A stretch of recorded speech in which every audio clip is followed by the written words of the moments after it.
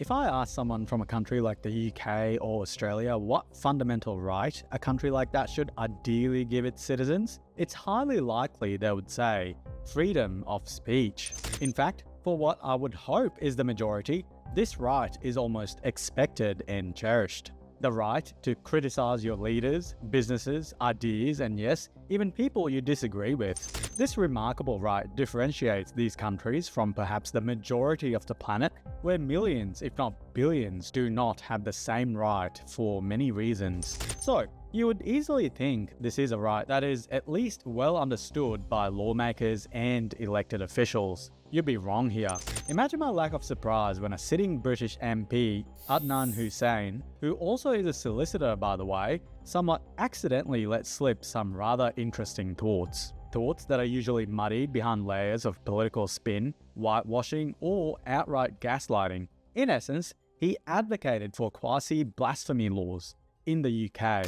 For those not familiar with who this man is, let me give you a quick introduction. Prior to the last UK election, a sectarian Islamic political movement began, mainly stemming from areas with large Muslim enclaves. They were primarily concerned about the war in Gaza and wanted to assert political influence on what is a foreign conflict above all other concerns a citizen might have in the UK. They fielded independent Gaza candidates in mostly Labour areas, and Adnan Hussain was one of the few who did in fact get elected. Months later, in Sweden, another serious case of extrajudicial blasphemy punishment occurred. I'm sure you're all familiar with Salwan Momika, the Iraqi Christian refugee who became infamous for his public demonstrations. Well, that eventually cost him his life, in Sweden, mind you. In response, a man from Manchester wanted to demonstrate solidarity by staging something quite similar. Unfortunately, he was promptly arrested, doxxed by the police, and is now pleading guilty to a charge of racially or religiously aggravated intentional harassment or alarm.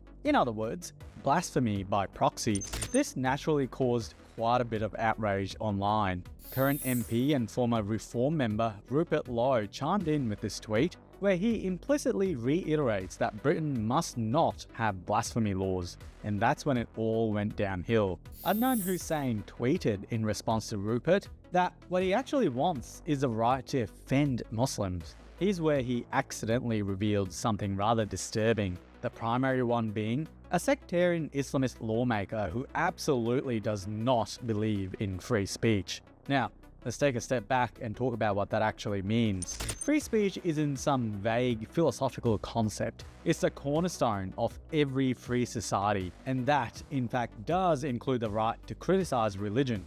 Yes, including Islam. You don't get to claim moral superiority by demanding freedom for your views while denying that same freedom to your critics. That's not freedom of speech. That's authoritarianism in a religious mask. The idea that someone has the right not to be offended, it doesn't exist, nor should it. Because the moment you enshrine that into law, which happens to be what he thinks should happen, you hand power to the loudest, most sensitive group and silence everyone else. That's how free speech dies. Whether you're a secular atheist, a devout Christian, a Muslim, or a flat earther, your right to speak does not depend on how correct, polite, or inoffensive your opinion is. It depends on whether the society you live in values liberty more than censorship. If your belief system can't survive scrutiny, mockery, or criticism, the problem isn't with the critics, it's with the belief system itself. Free speech means letting people you disagree with speak.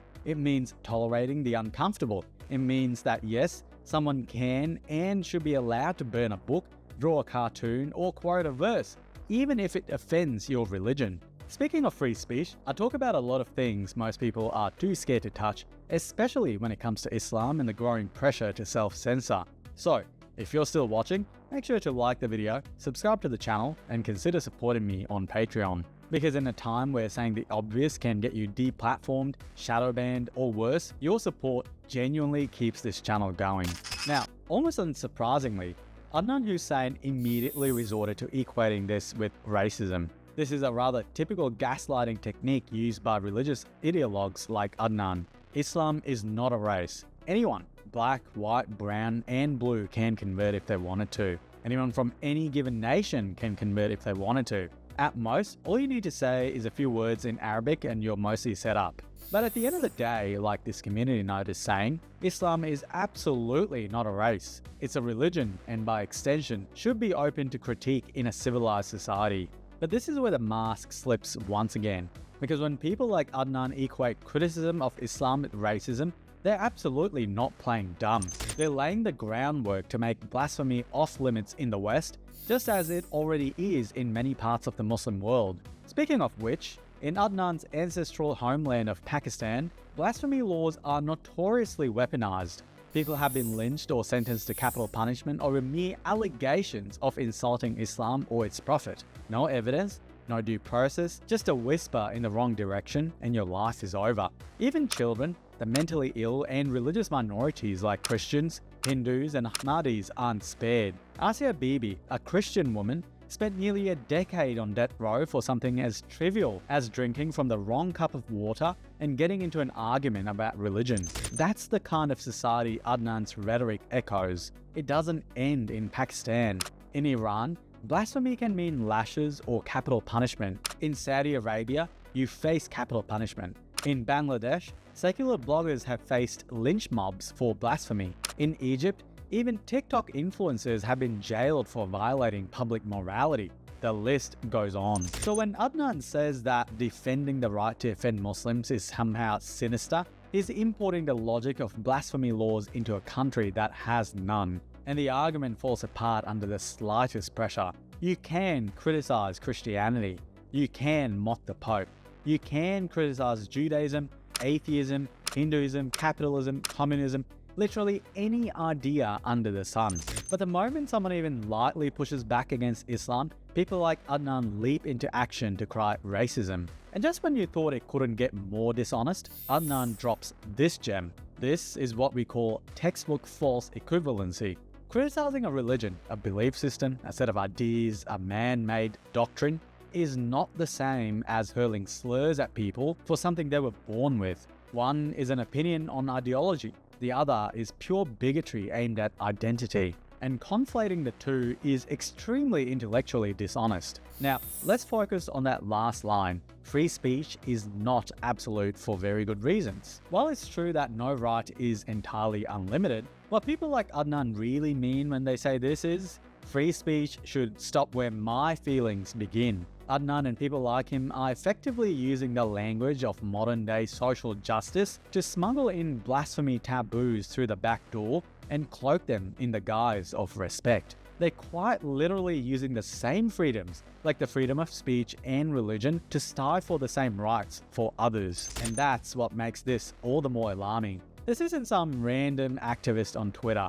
This is an elected official, a sitting member of parliament in one of the oldest democracies in the world, openly arguing that free speech should be conditional upon his religious sensitivities. That should send a chill down your spine, because Adnan is not alone. There are countless others in the UK, in Canada, in Australia, who think exactly like him, who were born or raised in liberal democracies, but mentally operate with the values of places like Pakistan, Iran, or Saudi Arabia. We're looking at ideological colonization dressed up as tolerance. And if Adnan truly finds the concept of free speech that offensive, I have good news for him. There are at least 50 countries where blasphemy laws are alive and well. Some even come with the added bonus of public lashings, prison time, or if you're lucky, swift capital punishment.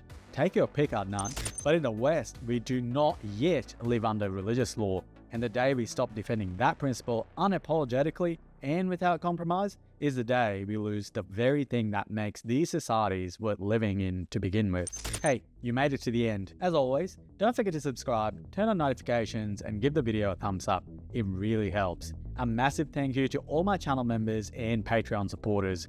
You are the reason I can keep making content like this. If you want to be a part of that and help me keep speaking freely on topics most people won't touch, consider joining the crew. Just hit the join button below or head over to Patreon. Even a small pledge goes a long way, and I would genuinely love to have you on board. Thanks for watching, and I'll see you in the next one.